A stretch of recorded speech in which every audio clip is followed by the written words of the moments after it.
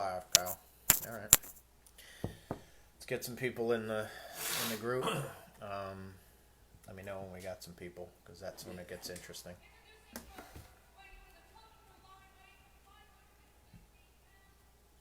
The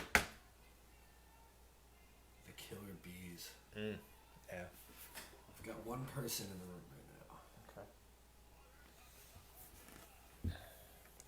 All right, let's fill up. Short notice.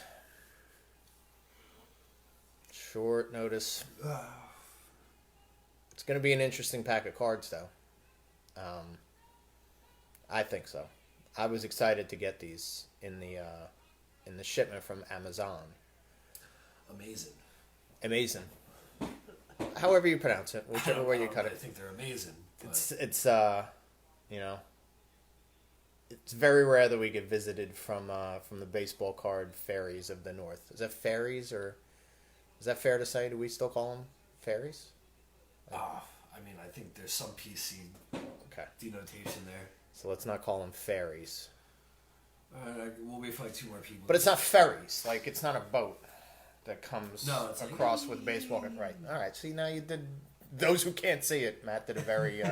producer Matt did a very questionable... Say hello to your brother. Flilt. Lindsay's in here. Okay. Kelly.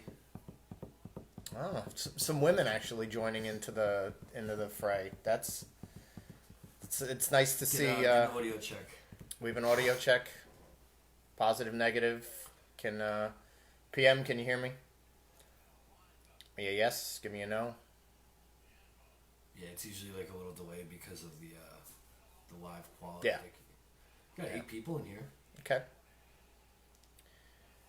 Thumbs up or thumbs down if they can hear. Thumbs up if you can hear me. Thumbs down if you can't hear me. You would see my mouth moving because this is a live video, so it sounds good. Everybody's good. All right.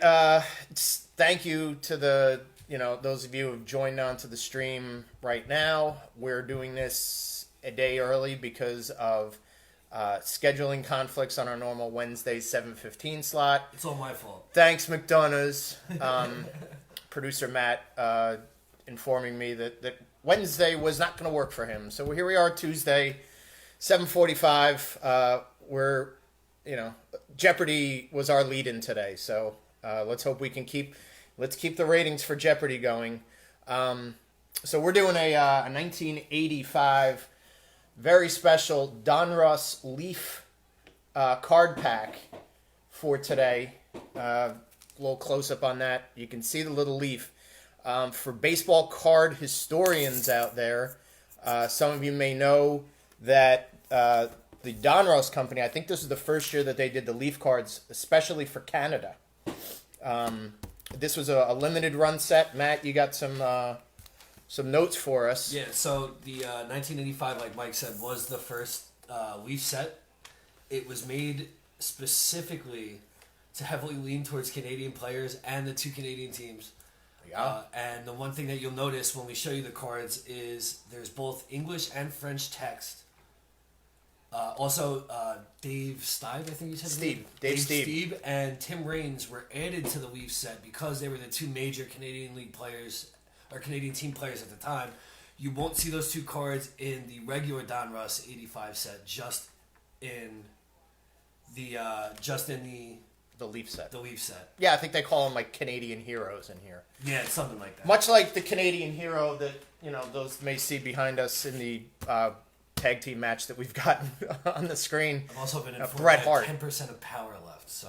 Oh well, plug the cord in. Yeah, but.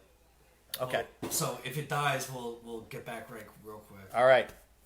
Any interesting U.S. players that we should be looking for in this? Yeah. one? So the 2 highest valued in this pack are going to be Roger Clemens, valued at about $13, and Kirby Puckett at around $10. You also highlighted Doc Gooden, Mark Langston, and Oral Hershiser. Yes, sir. As 3 players that you would be interested in picking out. Very pitcher heavy on this one. So, without further ado, as the French Canadians would say, let's do it to it. Let me try something out real quick. Let's see if we can get the same audio if I take the microphone out. That way we. I don't think we're gonna. That's where the microphone is. thumbs up if you can hear us from down. Stop building the thing. Holler if you can.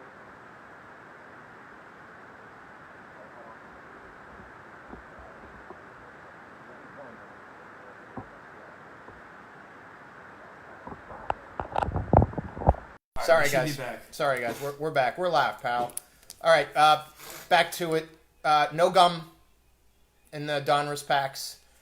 There is a puzzle. The puzzle is Lou Gehrig. Yes, and So- the Lou Gehrig puzzle is not in French Canadian. No, this is an American. So by opening the pack, I'm going to be the luckiest It's in American. man in the world, English. world. English American. Okay. It's in English. All right. So this is here's the puzzle piece. You got some stats on the puzzle piece. That's a good part of the 340 puzzle. lifetime average, 493 career home runs, 2130 consecutive at bats. Tremendous. I didn't know that much about Lou Gehrig. I could have read about it in a book. This is actually probably one of the better pieces. Yeah, no, it's a good piece to have. Unfortunately, the whole pack isn't filled with puzzle pieces, so we're just going to have to work with what we got. First man on top, here we go. The Bull, Greg Luzinski. Oh, do we want to go over the mustache count? We'll do the mustache count on Thursday. Okay. Greg Luzinski, a big, beefy, big hoss. We've already got a bid for the puzzle piece. A puzzle piece? All right. Well, all right. I like that. But yeah, the Bull, Greg Luzinski. The beard on him is pretty solid. So is everything else. Greg Luzinski, a double tough customer, big thick kid, a beef boy, as they would if you would call him in regular times. New Jersey boy. New Jersey. Was he from New Jersey? I'm Medford, sure I'll New get that in Jersey. the comments. Where in New Jersey? Medford, New Jersey. Also not as big as he looks. He's huge. He's gigantic. Look at the size of him. He's 6'1", 230. He's the first baseman on your softball team. For sure. For sure. He'd have to lose as much weight as Cedric Alexander. He'd be drafted in this week's NFL draft. Boo Canadian Leaf Pack. Card number 2 is a checklist. Apparently, Greg Wazinski is a Philadelphia restaurateur. He is, yeah. The checklist. His card's 27 to A 64. waste. It's a waste of cardboard for those that are opening the packs. Yeah, it's fine. Like if I buy a set and I want to use the checklist and check off like who I got and keep a running tab of that particular section, it's great. This is a limited set of 284 total pieces. I don't need one in my pack to be a checklist. Thumbs down. Can't say enough bad things about a checklist. All right, we rally back. Left-handed starting pitcher for the California Angels, Jeff Zahn. I like this card a lot. Look at that logo for the California Angels. Matt will give him a close-up. I like that silhouette, that white silhouette of California in the bottom there. That's pretty sweet. Not a lot of... I guess as we got later into the 80s, they started to take the team logos out of the cards. That was a big prevalent thing in the beginning part of the decade, where you'd have like a little ball mitt with the logo, or you'd have something like this that was almost like a cool addition. Maybe they'd have a specialty logo. Very, very, very cool. Jeff Zahn, not a great pitcher. Your sister put not it on the tremendous. checklist. Tremendous. Good. All right. I think this is a first for the Leader of the Pack television and streaming show. We've got ourselves our first uniformed New York Yankee. Yes. Steve Kemp, outfielder. Steve Kemp also played for the aforementioned California Angels. I think he was on the Detroit Tigers. Somebody's going to catch me in the comment section about that. Notice the leaf up here. That's the difference. Yeah. One of the main differences on the cards themselves. Yeah, that shows that these are Leaf centric. Another Jersey boy. From Jersey as well. See, I think that's probably the 8th or 9th Jersey guy. Tigers and White Sox before the end. I did not think that we had as many Jersey guys as we could have. But certainly Steve Kemp was a solid maybe 275, 280 hitter. Had some thump in his bat. So we like that. Here we go. Dan Gladden. Before he moved on to the Minnesota Twins, Dan Gladden, at this point, of the San Francisco Giants, he was all right. I think he got into the swing of things and he got into a better groove when he went to Minnesota. He was part of those championship teams, or at least that one championship team in '87. Dan Gladden. That's a good That's a good San Francisco Giants uniform. I like that gray with the It's one of my logo in the favorites. top. Yeah, that's nice. That's a great one. All right, we didn't think we were going to get a specialty card. Guess what, boys and girls? We got Canadian great Tim Raines. So far, First specialty card. first specialty card, first card that we shouted out that actually showed up in these packs. And this is a drawing of Tim Raines by a famed cartoonist. I don't know. But, yeah, as I can see, you get a little paragraph about The Rock, Tim Raines, on here in both English and French. Great mullet. Yeah, curly, a lot of As pointed activator out by on the Mike back of that Nealis. one. And also, somebody wants to know if you have more jerseys to cover the rest of the series, or does Stump to Schwab have more? Stump to Schwab has more than I do. I'm wearing my Rangers jersey because Canada, and I you like to try I don't have a Canadian. Would you like to try your go at pronouncing the French words? Oh no, not at all. No, I'll muffle them all. This is where my brother's probably going to take over and probably want to read the back of that card. The bidding will start on that card. I could probably sell that to a dumb Canadian for, like 7,000 loonies or toonies or whatever form of currency they're using these days. I don't know what all the fuss is about. A boot? No, I don't know. This is an interesting ball player. White Sox third baseman Vance Law. As you can see, he looks very studious. In the 80s, What's I think up with his eyes? from the 70s or the 80s. You'll see when you get up close. He's a bespectacled gentleman. I thought he was cross-eyed. I didn't see the glasses. No, he was probably cross-eyed before he put the glasses on. But He looks cross-eyed from back here. well, sure, yeah, from far distances, his stigmatism gets the best of him. That's two White Sox in this set. Distinct differences in those White Sox players. One, the bull, Greg Luzinski, a gigantic, solid man, and Vance Law probably looks like the accountant for the team they're as well. about the same height, but he's got about 30 pounds on. 30 He's got on 30 his pounds. I'd pick Greg Luzinski in a fight any day. Oh, special card in my opinion. This is my opinion. It's not on our list. One of my favorite players as a young lad. I think my first favorite baseball player was Dave Kingman. Former New York Met, former Yankee, former San Francisco Giant, former maybe a Cincinnati Red. Played all over the place. One of the most terrible fielders in 80s baseball, but a fearsome home run hitter. Would clobber the ball, hit the ball to the picnic area at the old Shea Stadium, and then once had an inside the park home run. I didn't see the game that he had the inside the park home run. I just heard about it, but it's a legit thing. It was on SportsCenter.